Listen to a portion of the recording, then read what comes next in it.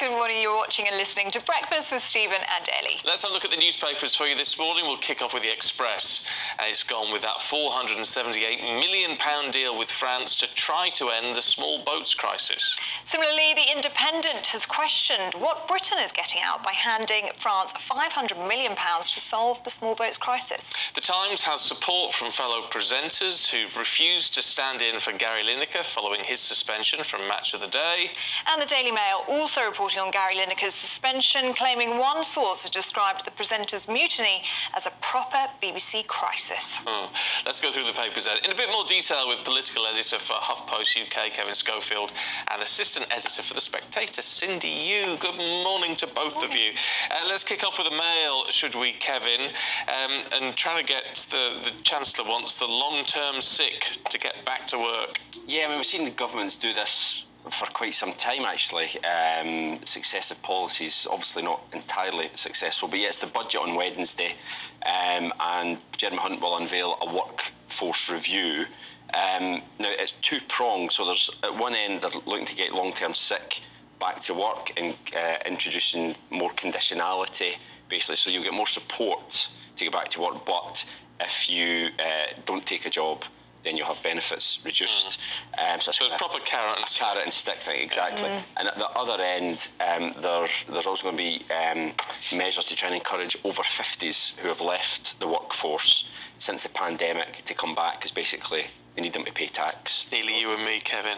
It is. Next year. Yeah, oh gosh. Anyway, but the thought, actually, it's quite a nice thought that you'd be able to give up work when you turn 50. Sadly not an option for me, no. but apparently 630,000 adults have left the labour market since the start of the pandemic. That's a lot of people, and it's a lot of tax revenue that the Treasury would dearly love to get their hands on in order to fund public services, grow the economy, etc. So yes, that's going to be one of the key. And that's all to do with pensions, isn't it? Yeah. Does that mean that those changes to pensions, would they apply to everyone or just those over 50 going back? I think, no, it would apply to everyone. Oh, so good news for us, yeah. Oh, so there you go.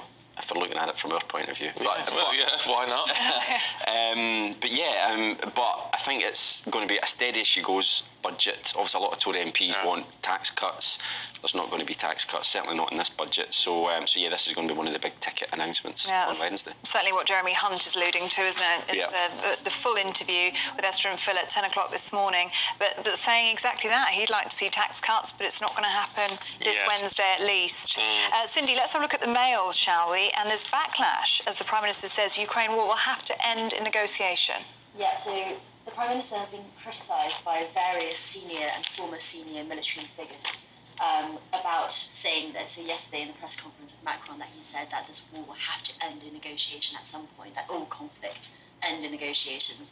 But these senior military figures have said that this is kind of defeatism.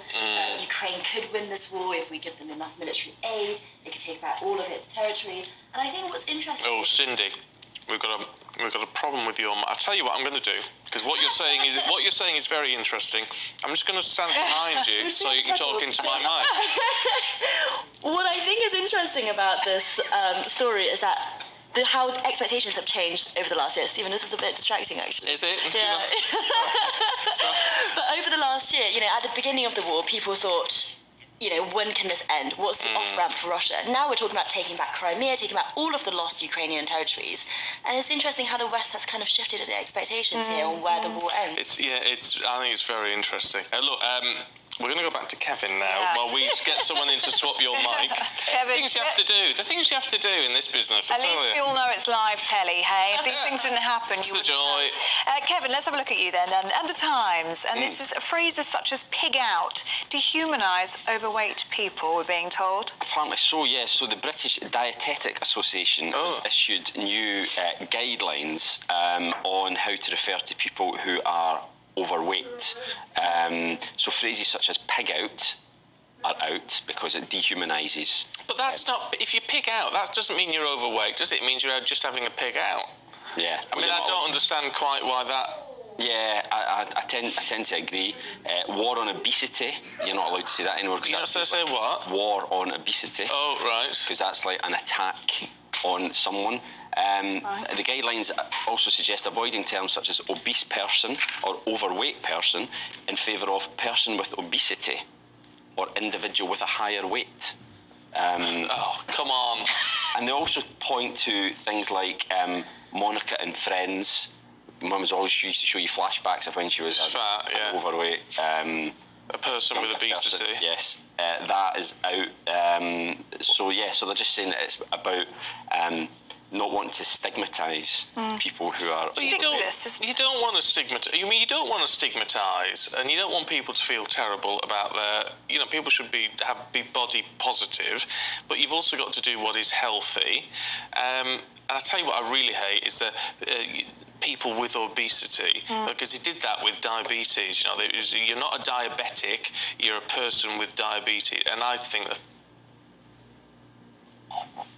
It's literally splitting is the word I'm looking for. Well, and actually, there is something positive. I mean, it's different with obesity, I guess, but from a diabetic point of view, there is something positive about saying, I am a diabetic, I am a type 1 diabetic, because if you own that, you can then manage it more, rather than saying it was just something that's happening. It's literally splitting hairs, and I was saying to Kevin in the green room, I wish whoever wrote this guide would get a real job, like, I'm sure there's many more important things for this organisation to be getting on with. Well, you'd think so. And they're also medical terms, aren't they? I mean, to be obese is a medical term, to be overweight is as well. It's what the NHS would refer to you as. Oh, I don't know what they say about putting on a bit of timber. Is that on the ban list as well? It will be. Well, that's just been added now. That's just been added. I've done that. All right. Dietitians, there you go. I think it's very useful. It says with diabetics, you see a dietitian, things very useful. But anyway, there you go. Cindy, Kevin, we're going to leave it there for now. We'll get your battery sorted, and then we boot you out, Cindy. That's how it works. But we will see you. You're silencing me. GBNEWS are silencing me. We will see you in the next hour. Thank you very much indeed.